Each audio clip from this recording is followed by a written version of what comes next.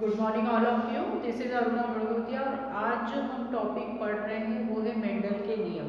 Mendel ने अगर देखा जाए तो जो पी के प्लांट पर या फिर मटर के पौधे पर जो प्रयोग किए थे तो उन्होंने 3 प्रकार के नियमों के द्वारा उस प्रयोग को संपन्न किया था। उन्होंने 3 प्रकार के प्रयोग दिए थे।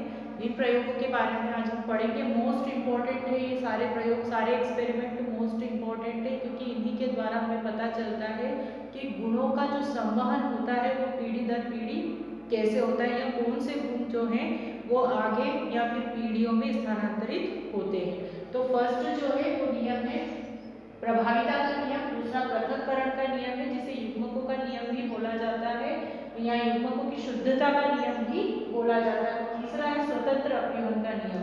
तो कभी कभी हमको नियम ही याद नहीं आते हैं तो आपको नियम पता होना चाहिए कि एक्चुअली जो नियम है वो कौन कौन से हैं।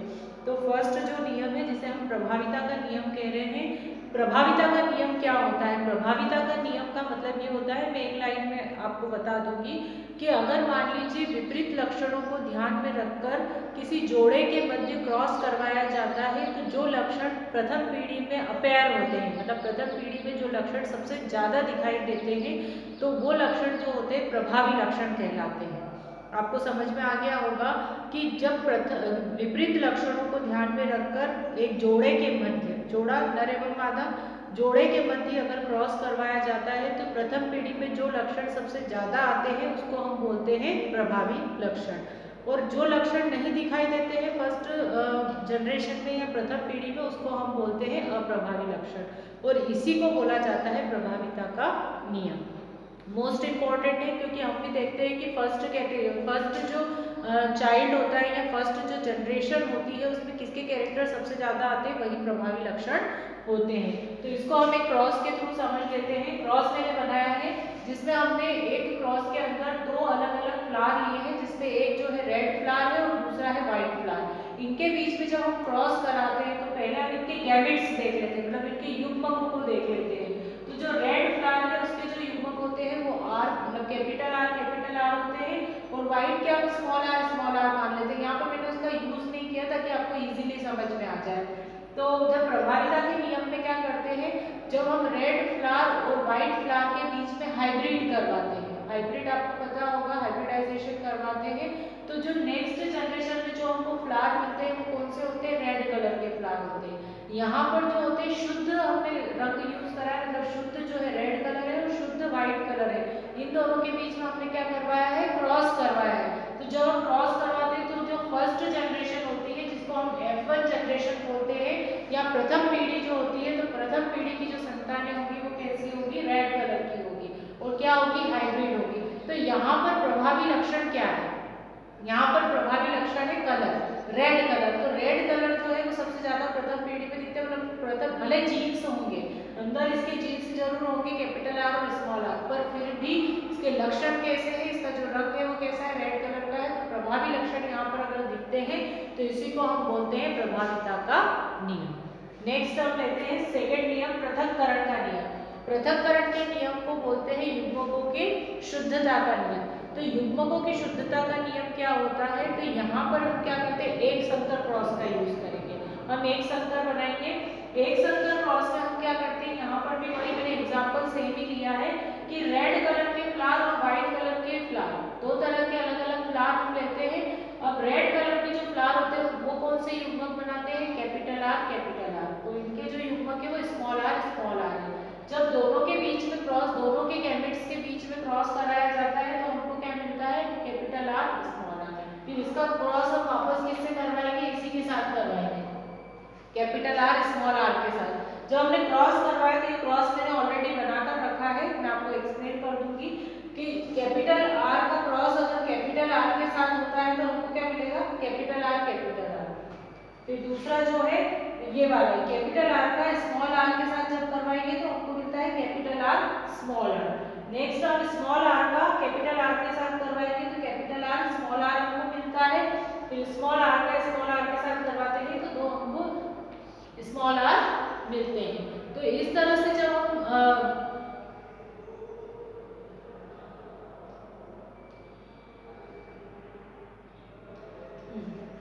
तो इस तरह इस तरह से हम क्या करते हैं, जब हम क्रॉस करवाते हैं तो हमको यहाँ पर भी एक चीज ये रहती है कि जो प्रभावी लक्षण है वही आगे बढ़ता है। तो प्रभावी लक्षण यहाँ पर क्या है, तीनों में आपको जो कैपिटल आर दिखते हैं ये प्रभावी लक्षण है। तो प्रभावी लक्षण ये होते हैं कि जो हमको प्रथम पीढ़ी में कम से कम 75% जो संतानें होगी वो कैसी होगी, रेड कलर की होगी, और 25% कैसी होगी, व्हाइट कलर की होगी। तो जब हम 75 और 25 का रेशियो निकालते हैं तो हमको क्या मिलेगा, 3:1 का, क्योंकि हम इसको क्रॉस करते हैं तो 25 3 जा 75 होते हैं, 25 1 जा 25, 25 3 जा 75। तो इस तरह से अगर हम देखें तो जब इस तरह का क्रॉस हम बनाते हैं तो क्रॉस में हमको 3:1 का रेशियो मिलता है। मतलब तीन अगर देखें तो हम या 75% अगर हम संतानें देखें तो वो रेड कलर की होगी और 1% जो होगी वो व्हाइट कलर की होगी, क्योंकि हमने इनके बीजों को वापस बोना होता है। ठीक है, तो इस तरह से जो होता है एक संकर क्रॉस की सहायता से भी आप युग्मकों की शुद्धता का नियम बता सकते हो। युग्मकों की शुद्धता का नियम ये होता है कि इसमें जो युग्मक जाते हैं वो शुद्ध होते हैं, मतलब एक दूसरे को इफेक्ट नहीं करते हैं। आगे जाकर भी वो क्या होंगे, शुद्ध रूप से आगे जाएंगे, उनमें एक दूसरे का प्रभाव नहीं पड़ता है। अब एक दूसरे का प्रभाव क्यों नहीं पड़ता है, क्योंकि यहाँ पर शुद्ध रूप से रेड और शुद्ध रूप से व्हाइट कार्ड हमको मिलते हैं, चाहे उनके जीन्स में वो मौजूद हो, पर रंग कैसा होगा, लाल ही होगा और सफेद ही होगा। उन दोनों के जो कलर है वो मिक्स होकर नहीं आते, मिक्स होकर मतलब पिंक कलर के होगा ऐसा नहीं होगा। क्या होगा, शुद्ध रूप से रेड और शुद्ध रूप से व्हाइट होंगे, मतलब जो आगे जो युग्मक होंगे वो पूरी तरीके से शुद्ध होंगे, जिसको हम बोलते हैं पृथक्करण का नियम। मतलब कि पृथक रूप से एक तरह से जो लक्षण है उनका जाना, अगर वो पृथक रूप से जाते हैं, एक दूसरे से मिक्स नहीं होते हैं, तो इसी को पृथक्करण का नियम कहते हैं, और इसी को ही युग्मक की एक तरह से स्वतंत्रता का नियम भी कहते हैं। ये दो आपको एक्सपेरिमेंट समझ में आ गए होंगे, दो प्रयोग ये मोस्ट इंपॉर्टेंट प्रयोग है, इसमें से एक जरूर पूछते हैं। नेक्स्ट आता है स्वतंत्र अपव्यूहन का नियम। स्वतंत्र अपव्यूहन का नियम क्या कहता है, स्वतंत्र अपव्यूहन का नियम ये कहता है कि किसी भी लक्षण का यदि हम दो विपरीत जोड़ों को, या एक यहाँ पर एक चीज हो गई, यहाँ पर ये रहता है कि हमने अभी तक जो लक्षण लिए थे वो एक ही था, हमने रंग को लिया था, पर हम यहाँ पर जब स्वतंत्र अपव्यूहन का नियम पढ़ते हैं तो हम द्विसंकर क्रॉस बनाते हैं। इसके पहले वीडियो में मैंने आपको सेंड कर दिया था कि एक संकर क्रॉस या द्विसंकर क्रॉस क्या होता है। तो एक संकर क्रॉस या द्विसंकर क्रॉस में क्या होगा, जनरली अगर देखा जाए तो एक संकर और द्विसंकर क्रॉस दोनों में ही अलग अलग कैरेक्टर्स हम लेते हैं। जैसे एक संकर क्रॉस में हम क्या कैरेक्टर लेंगे, एक संकर क्रॉस में हम एक ही कैरेक्टर लेंगे, पर द्विसंकर क्रॉस में हम दो कैरेक्टर लेंगे। तो यहाँ पर जो स्वतंत्र अपव्यूहन का नियम है वो ये कहता है कि जब यदि विपरीत लक्षणों को, दो विपरीत लक्षणों को ध्यान में रखकर अगर दो जोड़ों के मध्य क्रॉस या एक जोड़े के मध्य क्रॉस करवाया जाता है तो जो लक्षण होंगे वो स्वतंत्र रूप से स्थानांतरित होंगे, वो एक दूसरे से मिक्स नहीं होते हैं। तो उसी को हम बोलते हैं स्वतंत्र अपव्यूहन का नियम। अब इस नियम को हम समझ लेते हैं। इसके लिए जो जब मेंडल ने प्रयोग किया था तो मेंडल ने अपने प्रयोग में राउंड येलो, ये थोड़ा टिपिकल होता है, पर अगर आप इसकी प्रैक्टिस करेंगे तो आपको समझ में आ जाएगा। उसने राउंड येलो और रिंकल्ड ग्रीन दो अलग अलग प्लांट्स लिए थे। राउंड येलो को उसने किससे प्रेजेंट किया, capital R small sorry capital Y capital Y, पर वहां पर रिंकल्ड येलो जो थे उनको दोनों स्मॉल लेटर से ही उन्होंने रिप्रेजेंट किया ताकि उनको बनाना इजी हो जाए। इन दोनों के जो गैमेट्स बनते हैं वो क्या बनेंगे, इससे capital R capital Y small Y. जब इन दोनों का क्रॉस करवाया जाता है तो हमको क्या मिलता है, इनसे जो प्राप्त गैमेट्स होते हैं इनका जो फ्यूजन होता है तो क्या मिलेगा, कैपिटल आर कैपिटल वाई और स्मॉल वाई। जब इन्हीं की जनरेशन से हम क्या करवाते हैं, इसका फ्यूजन करवाते हैं, क्रॉस करवाते हैं, आपको दिख रहा होगा कि इसी का फ्यूजन इससे करवाते हैं, तो ये चार्ट फिर हमको मिलता है। तो एक चार्ट में हम इसको लिखते हैं और दूसरे चार्ट में हम उसको लिखते हैं। तो इनसे जो क्रॉस बनता है, क्रॉस कैसे बनाना है वो मैं बताती हूँ आपको।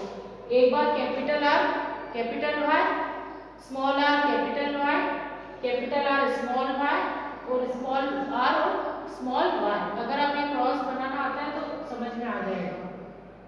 वैसे ही जैसे सिमिलर हमने इधर लिए हैं वैसे ही सिमिलर हम उधर लेंगे।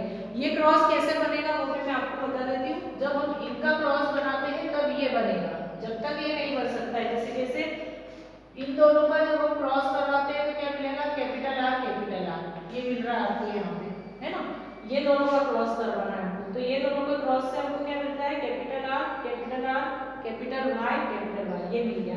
अब यहाँ पर भी एक चीज ये रहती है कि जो प्रभावी लक्षण होता है वही सबसे ज्यादा आगे बढ़ता है। अब प्रभावी लक्षण क्या है इसमें, ये राउंड येलो थे, ये राउंड येलो।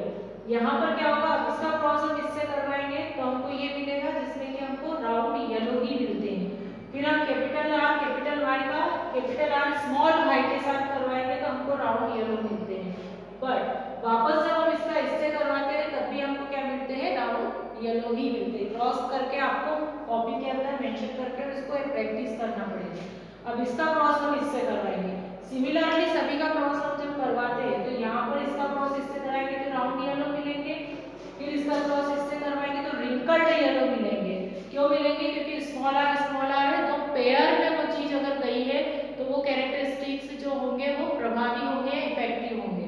तो रिंकल्ड येलो हमको मिलेंगे, मतलब मुरझाए हुए येलो कलर के। फिर जब हम इसका क्रॉस इससे करवाएंगे तो हमको ये मिलेगा राउंड येलो। फिर वापस इसका क्रॉस हम इससे करवाएंगे तो हमको मिलेगा रिंकल्ड येलो। फिर यहाँ पर कैपिटल आर स्मॉल वाई है, फर्स्ट बार इससे क्रॉस करवाएंगे राउंड येलो मिलेगा हमको। फिर उसके बाद इसका क्रॉस हम इससे करवाएंगे तो हमको मिलेगा राउंड येलो। फिर इसका क्रॉस हम इससे करवाएंगे तो हमको मिलेगा राउंड ग्रीन। ग्रीन क्यों हो गया, क्योंकि यहाँ दो क्या आ गए हैं, स्मॉल वाई आ गए। फिर इसका क्रॉस हम जब इससे करवाएंगे तो हमको मिलेगा राउंड ग्रीन। नेक्स्ट लास्ट है स्मॉल वाई का क्रॉस पहले हम कैपिटल आर कैपिटल वाई से करवाएंगे तो भी हमको राउंड येलो मिलेगा। फिर उसके बाद इसका क्रॉस हम इससे करवाएंगे तो रिंकल्ड येलो मिलेगा। फिर ये क्रॉस हम इससे करवाएंगे तो हमको राउंड ग्रीन मिलेगा।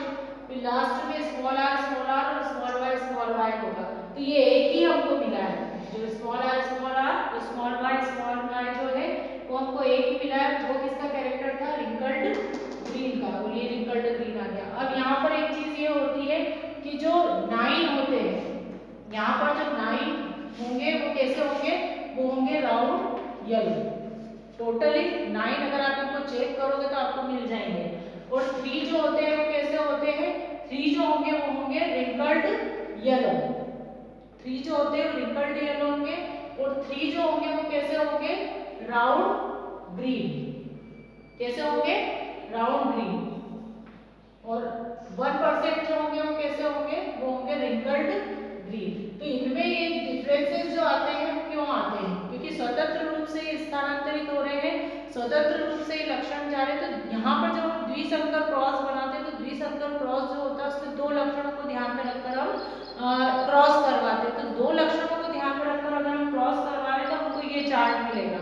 हमको जो रेशो होता है वो 9:3:3:1 का मिलता है, मतलब 9 3 3 1 का। तो इस तरह से हमको रेशो क्यों मिलता है, क्योंकि हम इनके बीच में क्रॉस करवा रहे हैं और जो लक्षण सबसे ज्यादा प्रभावी वही सबसे ज्यादा दिखेगा। तो यहाँ पर होता है राउंड येलो जो है वो सबसे ज्यादा दिखने वाला लक्षण है, प्रभावी लक्षण है। पर ये एक दूसरे को क्रॉस नहीं कर रहे, ये सब क्या हो रहे हैं, स्वतंत्र रूप से जा रहे हैं। चाहे इनमें जीन्स की समानता हो, चाहे जीन्स इनमें समान हो सकते हैं, मतलब दिख सकते हैं, परंतु इनमें अगर हम देखें तो फिनोटिपिकली, मतलब बाहर से जब हम इसके लक्षण दिखते हैं तो लक्षणों में हमको 9:3:3:1 का रेशो दिखता है। तो ये तो चार्ट जो मैंने बनाया है ये आपको ज़्यादा से ज़्यादा क्या करना पड़ेगा, प्रैक्टिस करके बनाना पड़ेगा। पर ये 5 नंबर का क्वेश्चन है, इसके बिफोर 2 ईयर ये आया था ये क्वेश्चन, और उसमें पूछा था स्वतंत्र अपव्यय का नियम, 5 या 4 मार्क्स में आया था ये क्वेश्चन। तो इसीलिए आपको ये तीनों नियम मैंने बता दिए हैं, जिसमें प्रभाविता का नियम, पृथक्करण का नियम और स्वतंत्र अपव्यय का नियम, तीनों ही मोस्ट इंपॉर्टेंट है। ये थोड़े छोटे हैं पर यहाँ पर द्विसंकर क्रॉस जब हम बनाते हैं तो ये थोड़ा बड़ा होता है, तो इसलिए आपको ये अच्छे से, चाहे तो आप पेन को चेंज करके भी कर सकते हैं, मतलब कि एक ब्लू और ब्लैक पेन का जब आप यूज करके करोगे तो आपको और इजीली ये समझ में आ जाएगा, क्योंकि हाईलाइट हो जाता है। तो ये टॉपिक यहाँ पर एंड